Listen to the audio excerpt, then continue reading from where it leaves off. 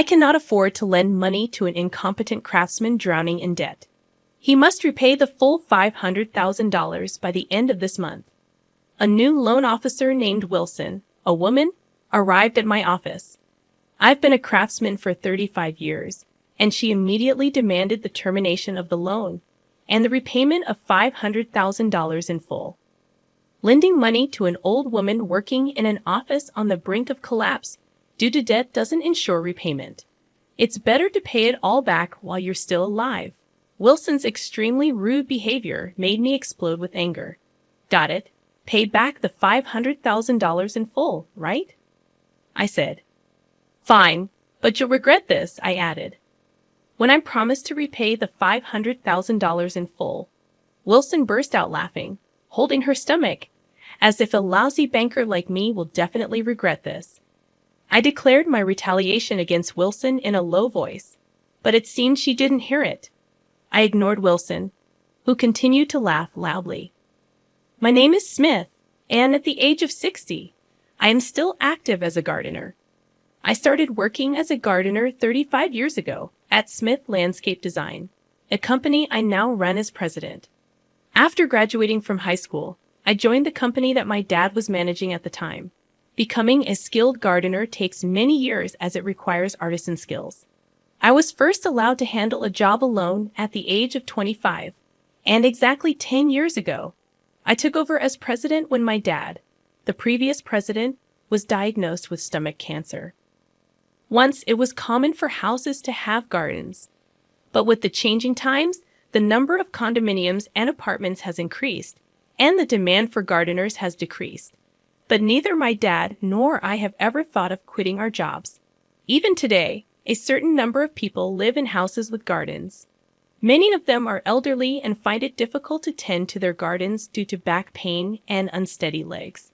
Our business had declined temporarily, but as rival landscaping companies continue to close, we no longer lose customers to other companies. I want to continue developing the business as a landscaping company loved by the community. At 60, I'm older, but I'm still active and will continue to be. I'm determined to stabilize the business so that my children can confidently take over when I no longer can work. That was my resolution. Then, one day, a banker named Brown appeared at the office of Smith Landscape Design, which I run. Brown has been our loan officer since the day when my dad was president. I'm sorry to say this on a personal note, but I've decided to retire. I am very grateful for all the support Smith has given me. My successor will be Wilson from our bank, Brown said politely, standing next to a woman who appeared to be in her 20s. A young female banker named Wilson greeted me briefly. Thank you. I eagerly anticipated the opportunity to collaborate with Wilson. However, when I greeted her, Wilson remained unresponsive. Our conversation transitioned into small talk with Brown, and I didn't exchange a single word with the new officer, Wilson. She was young, so perhaps she hadn't yet mastered the expected manners of the business world. Nevertheless, I couldn't shake the concern about entrusting our finances to someone like her. Shortly after the banker handling our account retired, Wilson paid a visit to my company's office. Hello, I'm Wilson from Trust Bank. My boss instructed me to visit customers, so here I am to greet you, she said. I was taken aback by Wilson's attitude, rendering me momentarily speechless. Was it customary to inform a client that you're visiting because your boss said so? Thank you for taking the time to come here, I managed to reply, though my forced smile likely conveyed my underlying feelings. Wilson responded with an annoyed look. What's with that tone? Are you implying that I shouldn't have come? She retorted. No, it's not that. It's just unusual to hear someone so frankly state that they're visiting a client because their boss told them to, I replied, irritated by Wilson's presumptuous attitude. I was just stating the facts. Anyway, I'm busy. I don't have time to waste on meaningless things like this. She abruptly ended the conversation and left. In all my 60 years of life, I had never encountered someone so rude. After Wilson departed, I was so stunned that for a moment, I questioned if it had all been a dream or an illusion. Within a week, Wilson visited our office again. As soon as she arrived, her face flushed with anger as she began yelling at me. You apologize to me right now. If you offer a profound apology, I won't involve the police. I'll settle this matter without their intervention. I'm sorry, I uttered, taken aback by her sudden outburst. I have no idea what you're talking about. Can you please explain? I admitted, utterly perplexed by her accusation. I had no clue what she was referring to. Don't play dumb. An employee of yours demanded $100,000 from my grandmother for unsolicited garden maintenance and told her to transfer it to a specified account. Wilson accused. I was shocked to hear this accusation against our employee. But upon reflection, our company only deals in cash payments. We would never have our customers transfer their money to a certain account. We collect payment in cash directly from our customers upon completion of our work. Do you have any proof that an employee of our company did what you're accusing us of? I retorted confidently. Wilson responded with equal force. My grandmother clearly said that someone named Williams from Smith Landscape Design called her. She was deceived and paid $100,000.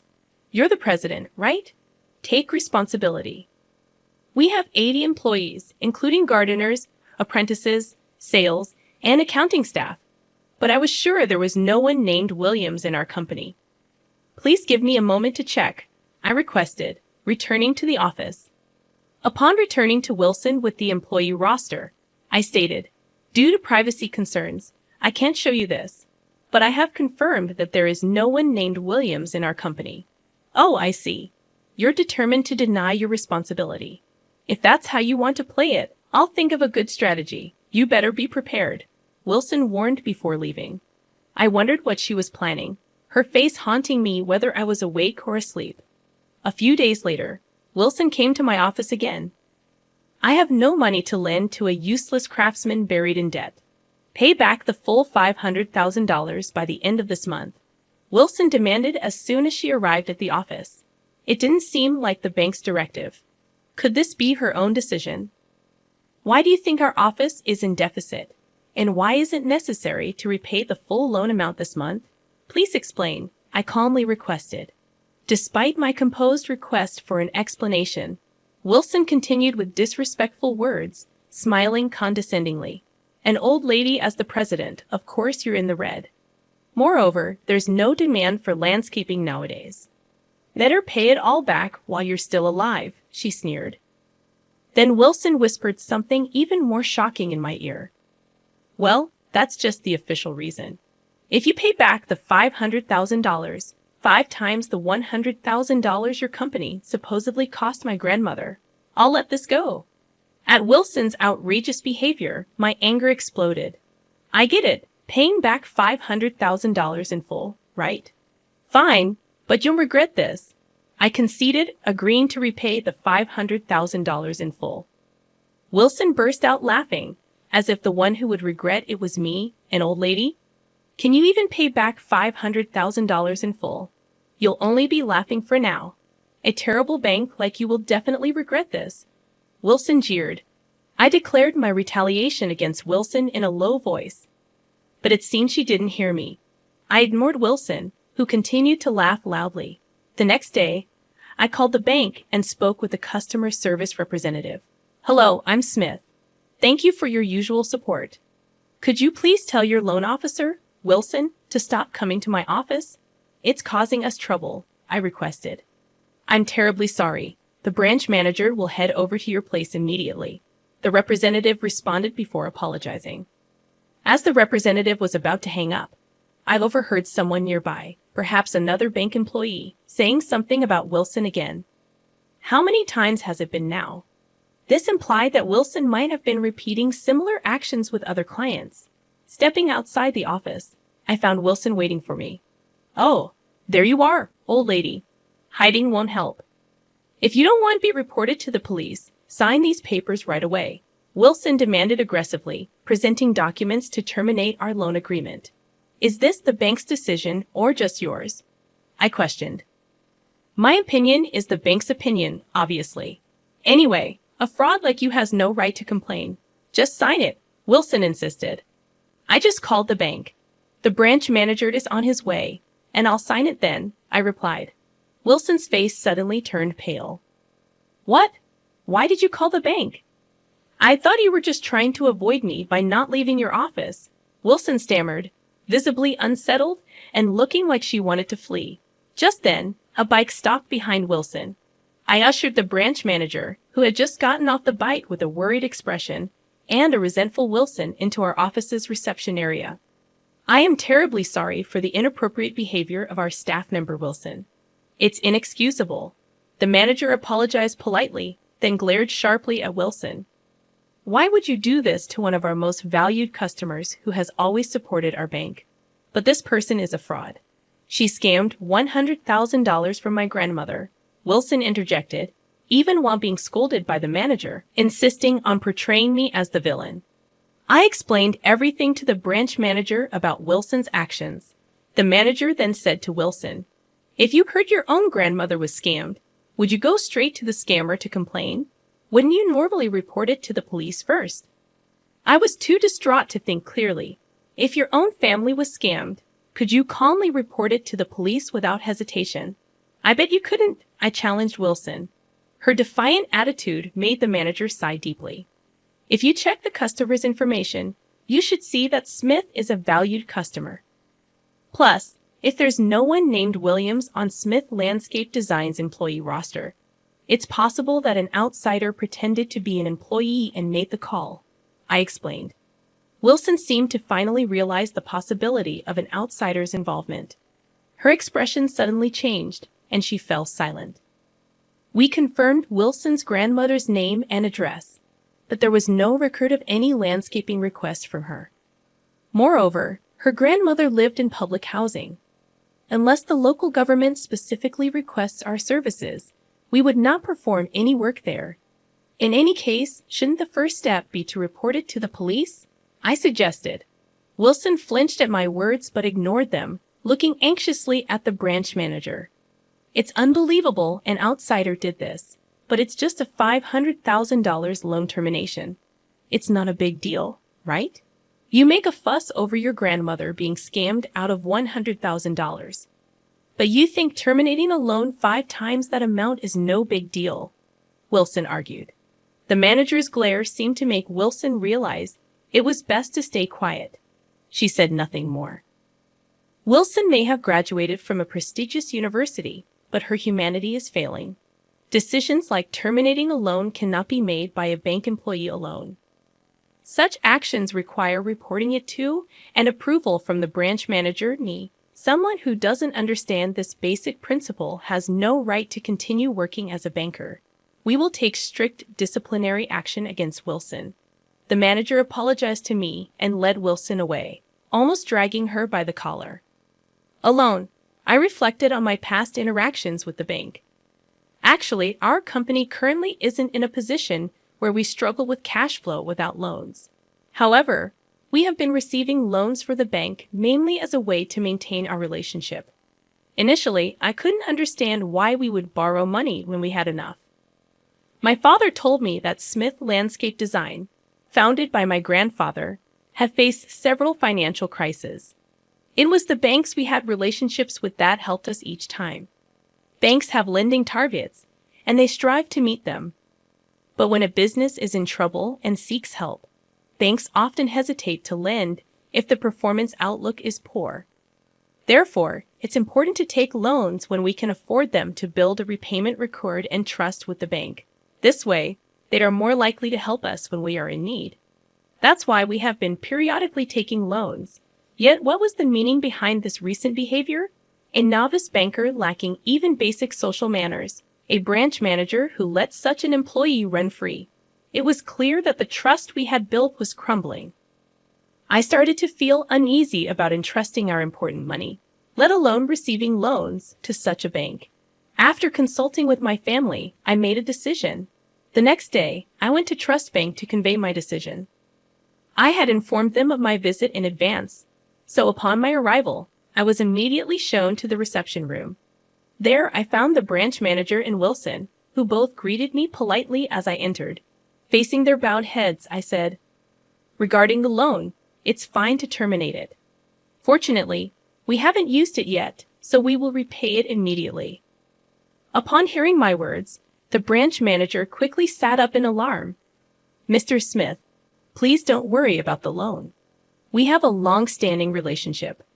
I hope we can continue working together," the manager almost pleaded. But my decision was firm. If I hadn't called the bank, what would have become of Wilson? She would still be coming to my office, hurling insults and rudeness, wouldn't she? I can't trust a bank that allows such employees to run rampant. I'm sorry, but I have to end our relationship. I am truly sorry for what happened. We will take strict action against Wilson. Such an incident will not happen again. Please, won't you continue doing business with us?" the manager said, trying to persuade me. The manager's words didn't resonate with me. "No matter what you say, my decision won't change," I stated firmly. As I was pushing the branch manager away, the reception room door was abruptly opened. A bank employee rushed in, clearly in a panic. From their demeanor, I could tell something had happened. "Excuse me, I must leave," I said as the manager stood up to leave the reception room. A woman's loud voice could be heard. "When I visited your bank the other day, a banker named Wilson said to me, 'We don't lend money to the incompetent.' What kind of training do you give your bankers?" The manager turned back with a worried look. Seeing his reaction, I was convinced that I wasn't the only one affected. He began, but his gaze shifted from me to somewhere else. Following his line of sight, I saw Wilson biting her nails, mumbling to herself. The branch manager quickly approached Wilson. "You're fired as of today. Get out of here right now," he said, pointing to the door. It seemed unexpected, and Wilson, her face turning pale, stared intently at the branch manager before suddenly standing up. Then, with a fluid motion, she made a deep apology. "Please don't fire me. I beg you," she pleaded, but it felt hollow. It was fortunate for us that we didn't rely on the loan, but many businesses must have been seriously affected. Though Wilson didn't have the final say, the thought of businesses being troubled by someone like her was distressing. "Do you have any idea how many valued customers we've lost because of you? Your dismissal is the only option. Please give me another chance," the manager argued. "Enough. You're fired," he finally said. Their argument seemed endless. Realizing that watching any longer was a waste of time, I left. Standing up and drawing their attention, I decided to say one last thing to Wilson, who was pathetically clinging to the manager. "Wilson, remember you said I wouldn't regret it. This is the result. It's all your own doing," I stated firmly. At my words, Wilson collapsed in despair. Later, the branch manager came to inform me about Wilson's dismissal, pleading, "Please give us another chance." But of course, I refused. Wilson was wrong for her outrageous behavior towards customers, but the branch manager, who let it continue, was also responsible. It seemed other customers felt the same way. The customer exodus didn't stop, and eventually, the branch was closed, and the building was demolished. The site was turned into a park. About a half-year later, I saw a woman who resembled Wilson, but she was so tanned it was hard to tell if it was really her. However, it was likely her. "You claim to be a former elite banker, but can't even get this right," I thought, seeing her being scolded by a senior. After her dismissal from the bank, she seemed to have become a traffic guard at a construction site, tanned and sweating, being yelled at over the radio. No one would guess that she once was a banker. Watching Wilson, I hoped that this tough job might bring a slight change of heart in her. Meanwhile, I took on the landscaping for the park that replaced the bank. Our business suddenly got busier. People seeing our Smith landscape design truck parked during work led to an increase in requests. We started getting requests for grass maintenance and shared areas of parks, condominiums, and apartments, being used to maintaining gardens for detached houses. This was somewhat unfamiliar, but to continue thriving as a gardener, adapting to the diverse needs of various clients might be essential. I wanted to keep contributing as a gardener and watching our business grow.